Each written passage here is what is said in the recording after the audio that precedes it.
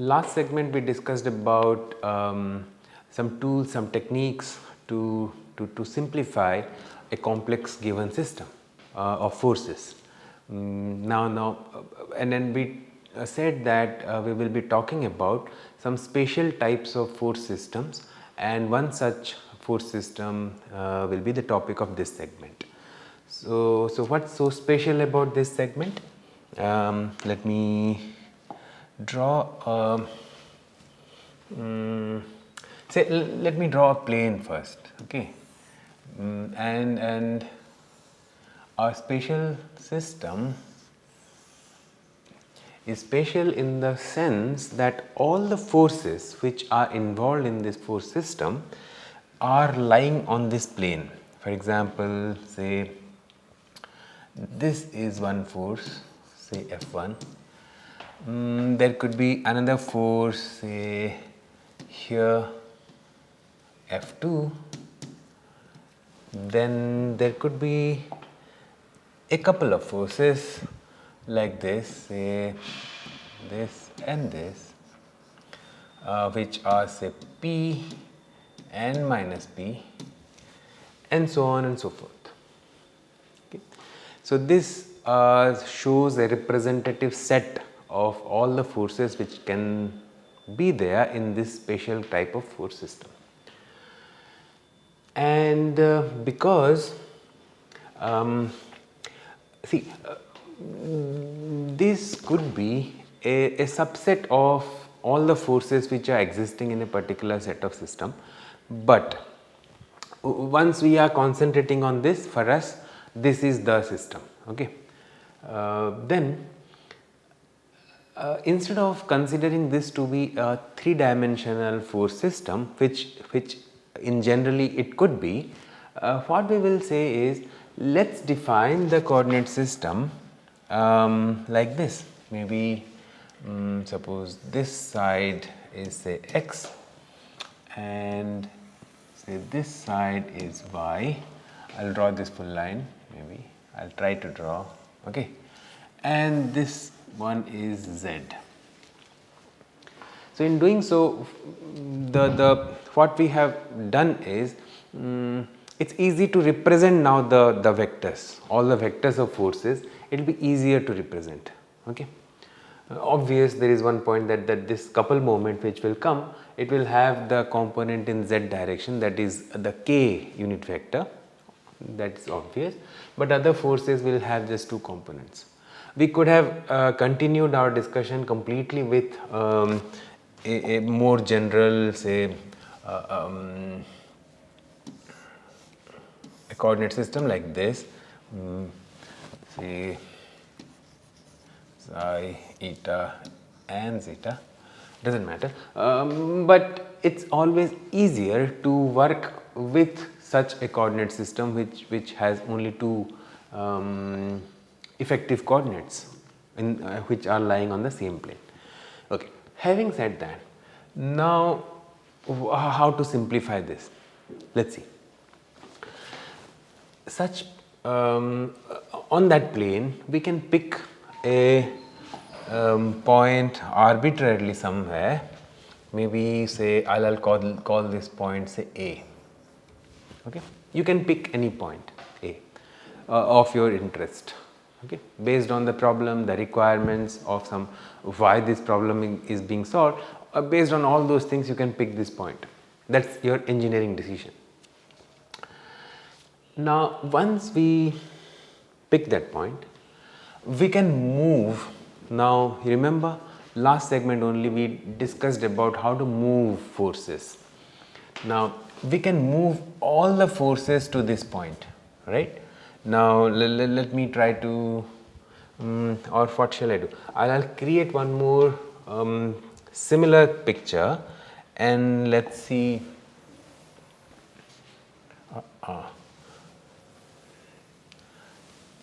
I can get some space here. I'll create a similar picture, and then on that I'll move everything, otherwise it will be clumsy. Okay. So let me draw first the plane. Okay. Then I'll draw the point A, say A is here, and now I'll draw the forces. Every force is there passing through the point A. Say F1 is this. I shifted that point there. So let me also name some points, like say here I'll call it say B, at here I'll call it C. Yeah, that's fine. Okay. Now from B I have shifted this point to A. For completeness, let me show the point B also maybe, and point C also maybe here. Okay. Now I'll shift the force from C to A again. So that will be like this. So this is F2. Fine. And yeah, and then I think the point 1 or step 1, which we discussed in the last segment, tells us that the equivalent of these two forces, had there been other forces also, they would have resulted in a single force, right? Multiple concurrent forces, the resultant is a single force in some direction. And now in fact I should have taken maybe one more couple moment just for generalization, so that let me call that say even this, say Q and minus Q, right? Fine. So this I'll name it as say what, C1. I'll call it C1, and this one I'll call say C2.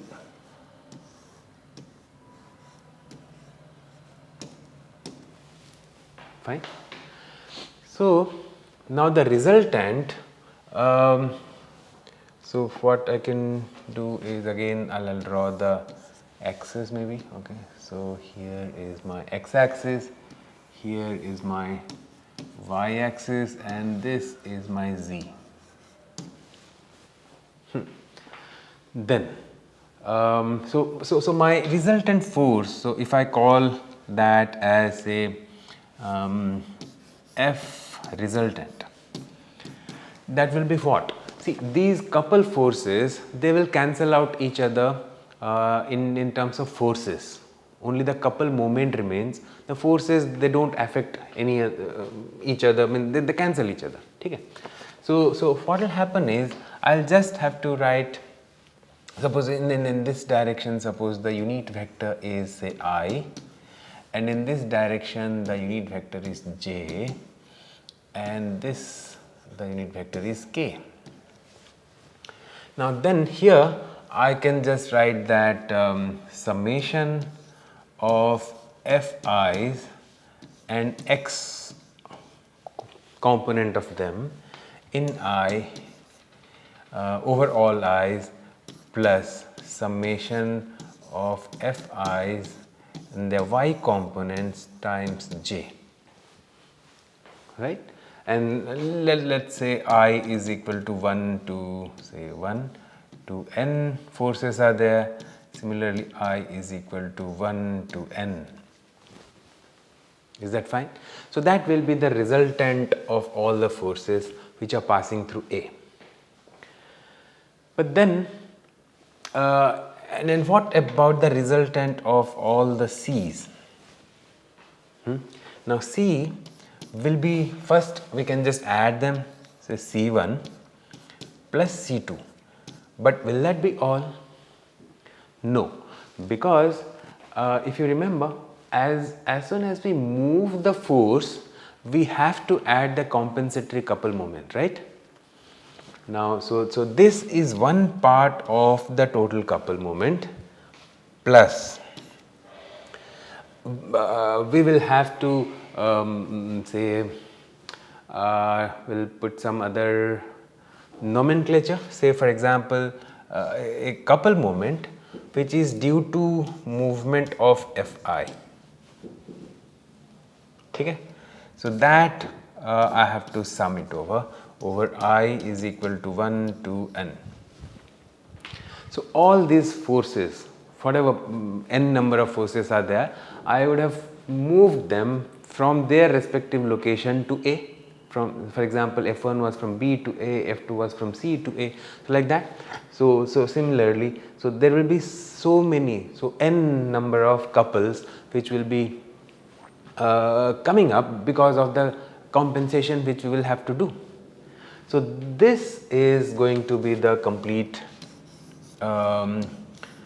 force system, the resultant of the force system what we are looking at. Now, is that the best that we can do? Let's see. Suppose this force is not 0. Say Fr is not 0. If it is not 0, you remember the last segment, this couple moment we can always cancel out by moving that Fr. Let me show, suppose Fr to be with this white color. Let's say Fr is in this direction. So this is Fr. Okay. Now I can always move Fr so that to a point, say here, I will say what? Say D, not D, say alpha, the point alpha, I can move it there so that another compensatory couple moment will come up and that will cancel out this, because see I'll represent this C also maybe like this. So it's C. Fine. Now once I move this force here, I'll show it with a dotted line maybe. Parallelly I need to draw. Let me try to draw that. Say this is my moved vector, and because of that I would have created a opposite vector like that, and say it is C prime, and if C prime cancels out C, then we are done. So we are left with only a single force, this one, because it's a final thing. Let me show that with a solid line only. Say this one. Okay. So this is final F.